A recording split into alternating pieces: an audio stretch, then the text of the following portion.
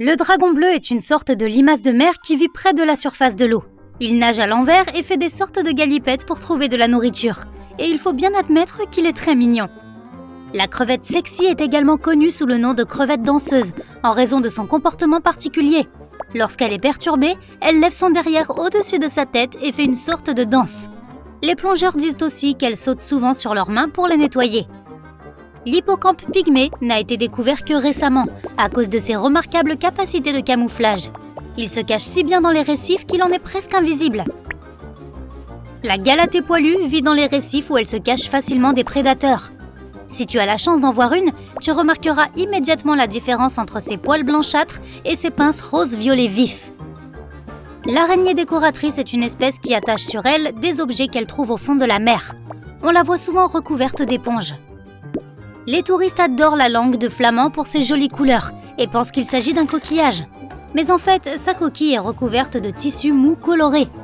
Cette espèce mange les parties molles et toxiques des coraux et conserve leurs toxines pour se protéger. La caprelle pourrait donner des cauchemars si elle n'était pas aussi petite. En fait, elle ressemble à une sorte de phasme, sauf qu'elle est presque entièrement transparente. Le crabe boxeur n'est pas bagarreur, comme son nom pourrait le laisser croire, mais il ressemble bien à un boxeur. Il porte des anémones vivantes dans ses pinces afin d'attraper de la nourriture. Une autre créature effrayante est le homard à terribles pinces. Comme son nom l'indique, ses pinces sont vraiment terribles. Malgré la petite taille de l'animal, sa pince droite est aussi longue que la moitié de son corps. Tu sens cette odeur de neige et de chocolat chaud ? Les verts arbres de Noël apportent l'esprit des vacances d'hiver jusque dans les profondeurs de l'océan. Les poils qui poussent sur son corps ressemblent à de mini sapins, d'où son nom. Le crabe orang-outan ressemble à un homonyme primate à cause de ses poils. Il agit comme le crabe décorateur, en rassemblant du plancton et des algues qu'il attache sur son corps. La crevette d'Amboine est un autostoppeur des grands fonds. Elle attend en agitant ses longues antennes pour que les poissons et les animaux marins puissent la ramasser. Ensuite, elle paie son voyage en nettoyant son hôte des bactéries et du plancton. Si tu plonges de nuit, tu auras peut-être la chance de voir comment le corallimorphère jongleur brille dans l'obscurité. Mais fais vite, car dès que tu orienteras ta lampe torche vers lui pour l'observer, il rétractera ses tubes. Bien que le poulpe poilu semble avoir oublié de se coiffer en se levant, c'est en fait sa peau qui flotte dans tous les sens. Comme ça, les prédateurs ont plus de mal à savoir où se trouve exactement son corps. Les anges de mer peuvent sembler très mignons, mais ce sont de féroces prédateurs. Leurs proies préférées sont les papillons de mer. Ils leur posent des pièges à mucus et les attendent en embuscade. La grande crevette nettoyeuse a des bandes de couleurs sur tout le corps et se tient toujours dans une position de boxeur prêt à combattre. La bulle à ligne marron est une limace de mer, même si elle n'en a pas vraiment l'air. Elle a cependant une capacité très spéciale. Elle peut rapidement creuser des trous dans les fonds marins pour se cacher des prédateurs. La lime électrique semble être parcourue par des courants électriques, mais c'est juste une illusion. Le ventre de cette palourde est blanc et lorsque ses bords se déplient rapidement, elle semble clignoter. Le chevalier pygmée est un étrange mélange entre un hippocampe et un poisson-pipe. Les scientifiques pensent qu'il pourrait s'agir d'un chaînon évolutif manquant entre ces deux espèces. Le ver de seiche est une espèce récemment découverte qui a une structure très similaire au ver de terre, mais qui possède en plus des caractéristiques bien spécifiques, comme ses appendices qui lui servent de nez. Le calamar de verre appartient à un genre dont les membres peuvent atteindre une taille assez impressionnante. Ils ont cependant un point commun, leur corps est transparent et leurs organes internes brillent dans l'obscurité. La méduse alitrèfle est invisible dans les abîmes où elle vit habituellement. Mais lorsqu'elle est exposée à la lumière, elle la reflète en brillant avec splendeur. Les salpes de mer sont souvent confondues avec des méduses, et plus particulièrement avec la galère portugaise. Ils arrivent très rapidement à maturité, passant du stade larvaire à celui d'adulte en moins de 48 heures. Le crabe décorateur colle à son corps des morceaux de récif corallien grâce à ses propriétés adhésives. Le ver tapis par sang ressemble effectivement à un minuscule tapis. Il est capable de devenir à la fois mâle et femelle et ne s'accouple pas vraiment avec les autres vers plats. Il a plutôt tendance à les combattre pour gagner le droit à la postérité. Voici le poisson main rouge. Il a des nageoires latérales qui ressemblent à des mains humaines et qu'il utilise pour ramper sur les fonds océaniques. Le poisson fantôme arlequin semble sorti d'un film de science-fiction, mais c'est aussi le seul type de poisson fantôme qui laisse les femelles porter leur progéniture. Le revenant est sans doute la créature la plus étrange que l'on puisse rencontrer dans les profondeurs de l'océan. Son corps est comme celui de n'importe quel autre poisson, mais sa tête est complètement transparente et ses yeux sont situés à l'intérieur de sa tête et recouverts par des paupières vertes. Les boules sur son museau sont en fait des narines. Le poisson hachette géant est seulement géant en comparaison. C'est la plus grande espèce de sa famille. Son corps plat en forme de hachette et ses gros yeux globuleux te poursuivront probablement dans tes cauchemars. Un poisson qui peut d'abord te faire peur avant de te mordre est le spectaculairement moche. Il est très agressif et quand il ouvre la bouche, il ressemble au monstre du film Predator. Burk! Le Melibleonina est bizarre en soi, mais si tu le sors de l'eau, ce que je ne recommande pas personnellement, tu sentiras une douce odeur fruitée qui en émane. L'ormeau est un mollusque étrange mais comestible. C'est d'ailleurs un mets délicat dans de nombreux pays côtiers. Son puissant pied unique peut se coller aux rochers. Ai-je déjà mentionné qu'il est vraiment délicieux? Le sagre elfe est aussi petit que mystérieux. C'est de loin le plus petit requin du monde, qui vit au plus profond des océans. Le crinoïde est magnifique à contempler. La crinoïde est magnifique à contempler.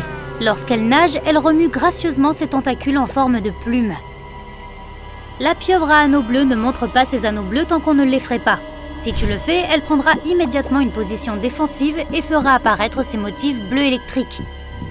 Le grand avaleur a beau être petit, méfie-toi car il pourrait facilement avaler un petit chien. Il peut très largement ouvrir sa gueule, ce qui lui permet d'avaler des proies 2 fois plus grosses que lui.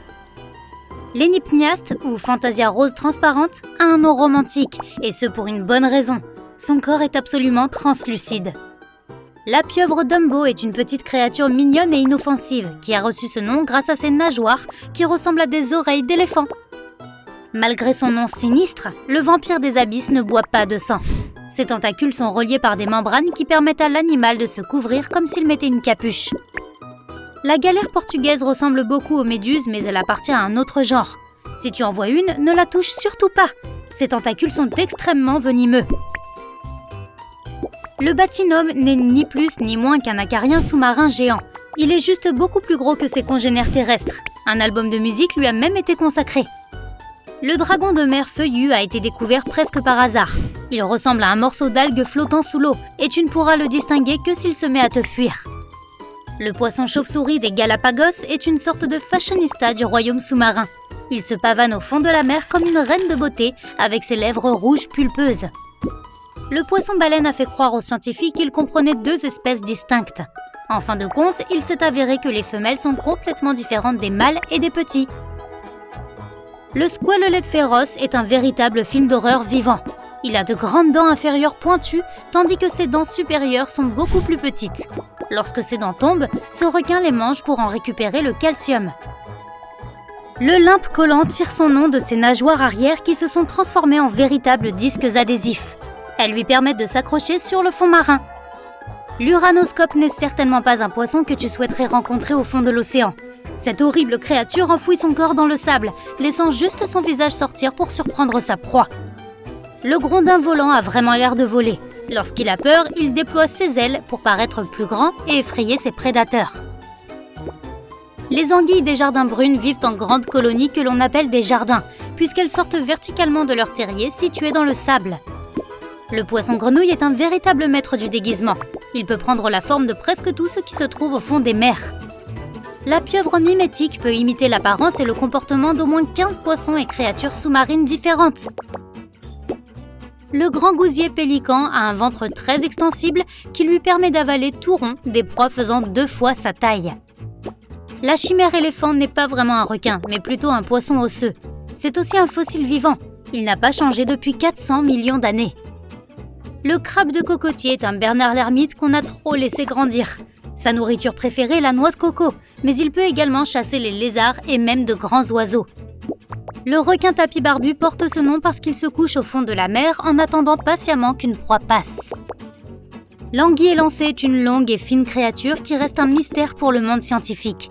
Elle possède au moins 750 os dans sa colonne vertébrale, ce qui est beaucoup plus que tout autre animal dans le monde. Le Marus ortocana n'est pas un organisme unique, c'est en fait une colonie de clochettes transparentes attachées à un bâton orange vif. Le requin lézard est un autre fossile vivant. Il possède plusieurs rangées de dents courtes et acérées comme des rasoirs, toutes dirigées vers l'intérieur pour lui assurer une meilleure prise. Il y a plusieurs espèces de plumes de mer, mais la plupart d'entre elles ressemblent effectivement à des plumes. Cette ressemblance est encore plus frappante lorsque l'animal possède une ampoule remplie d'eau qui l'ancre au sol. Le ver bobite se terre dans les fonds marins et s'accroche à sa proie lorsqu'elle touche ses antennes. Ne le touche jamais avec ta main, sauf si tu veux qu'elle reste engourdie pour toujours. Le requin grande gueule est un requin filtreur et il est très gentil avec les humains, bien que son énorme gueule puisse paraître menaçante. Tout comme le requin pèlerin, il nage avec la gueule constamment ouverte.